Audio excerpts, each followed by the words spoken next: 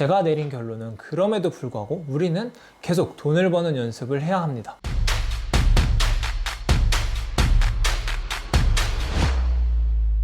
네, 안녕하세요. 민서입니다.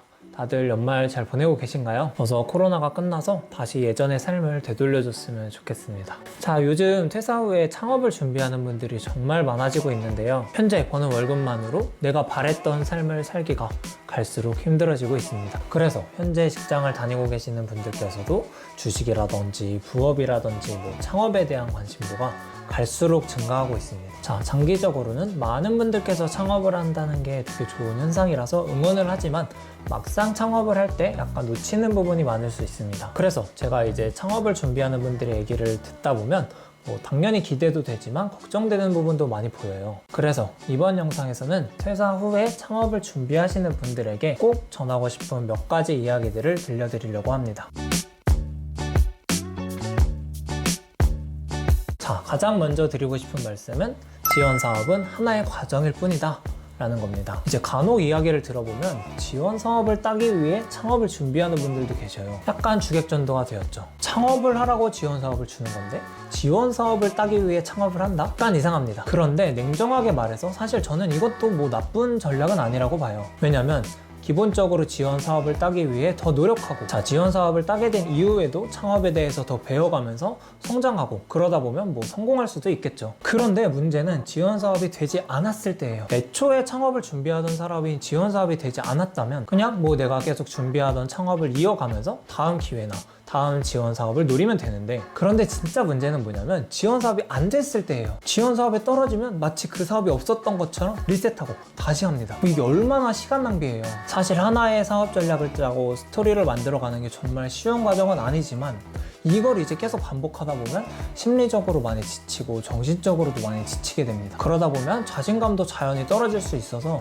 이제 지원 사업을 위해 창업을 하는 것은 저는 추천드리지 않습니다. 두 번째 드리고 싶은 말씀은 결국 사업은 돈을 버는 것이다 입니다. 수많은 창업가들이 꿈을 갖고 왔다가 사업을 접게 되는 이유는 뭘까요? 비즈니스 모델, 스토리, 팀원? 이런 다양한 이유가 있겠지만 결국은 돈을 벌지 못해서입니다. 자, 당연히 이제 초반에 사업으로 돈을 벌기 어렵겠지만, 그리고 첫 매출이 발생하기까지 시간이 많이 걸리겠지만, 제가 내린 결론은 그럼에도 불구하고 우리는 계속 돈을 버는 연습을 해야 합니다. 많은 돈이 아니라 적어도 한 달에 생활비만큼은 적어도 50만 원이라도 버는 연습을 자꾸 해야 됩니다. 자, 이를 위해서 당연히 처음에 매출을 발생시킬 수 있는 사업 구조를 생각하는 게 좋지만 현실적으로 쉽지는 않겠죠. 자, 그러면은 그럴 경우에 사업적으로는 장기 플랜을 가지고 있되 남은 시간을 활용해서 조금이라도 돈을 계속 버는 연습을 해야 돼요. 지금 내가 하려는 사업과 꼭 연관이 없더라도 그냥 나의 능력을 조금이라도 활용할 수 있으면 그것만으로도 돼요. 또 모아놓는 돈이 있다 라고 하시는 분도 계시는데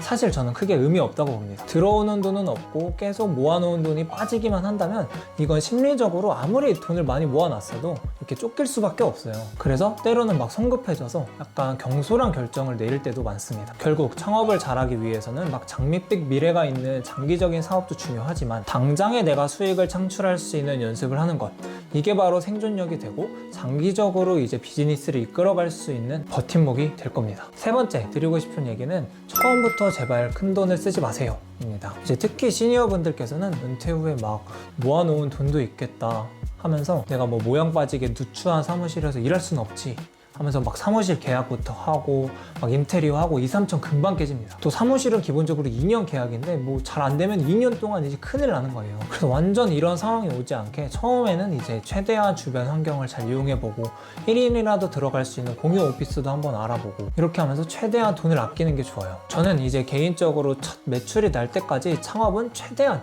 보수적으로 이제 운영하는 것도 좋은 능력이라고 생각합니다. 자, 마지막으로 드리고 싶은 얘기는 내가 가진 인프라를 한번 점검해보기입니다. 또 이제 직장 생활을 하다가 나오는 분들 중에 가장 접하기 쉬운 실수가 뭐냐면 바로 회사의 인프라를 나의 인프라로 착각하는 것입니다. 이건 유명한 드라마 미생에도 약간 나오는 대목인데, 퇴사하면 사이 좋았던 거래처들이 나를 따라와 줄 것 같지만 실제로 아무리 개인 능력이 좋아도 개인에게 한 프로젝트를 맡기기에는 당연히 거래처도 부담이 있는 게 사실이에요. 그래서 막상 자신 있게 회사를 나왔는데 비어있는 사무실에서 당장 창업하려면 뭐부터 해야 되지? 이런 상황이 올 수도 있습니다. 그래서 퇴사 전에 아니면 본격 창업을 준비하기 전에 실제로 내가 활용할 수 있는 인프라가 무엇이 있을까?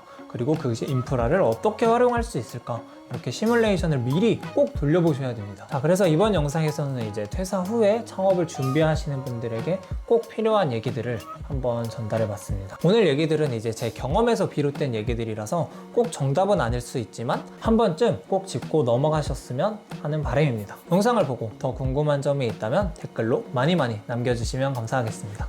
네, 그러면 여러분 행복한 하루 보내세요. 감사합니다.